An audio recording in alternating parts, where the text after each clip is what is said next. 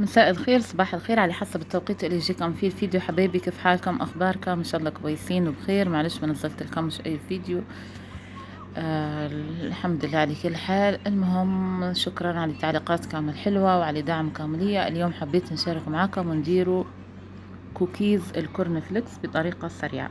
المهم، هنا في ست البيت أو الخلاط نطحنوا الكورن فليكس ضربة بسيطة، مش واجد، ما تخلوش يعني ناعم واجد.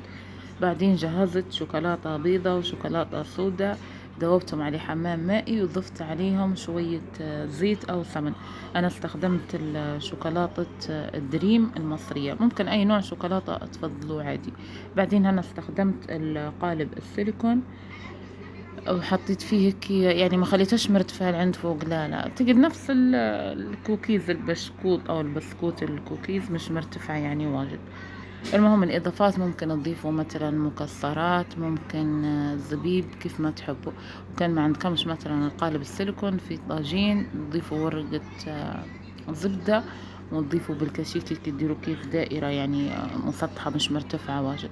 وتخلوه في الفريز قيس 10 دقايق لعند ما تجهزوا فنجان قهوة أو فنجان نسكافيه. بعدين هنا بعد ما طلعتها من الفريز يطلع بكل سهولة.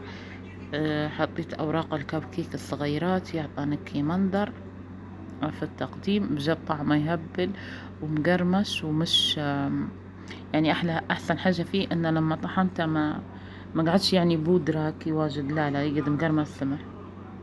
وهذا كان فيديو اليوم حبايبي، إن شاء الله يكون عجبكم، وكل فيديو ننزله إن شاء الله يعجبكم، ونشوفكم إن شاء الله في وصفة جديدة.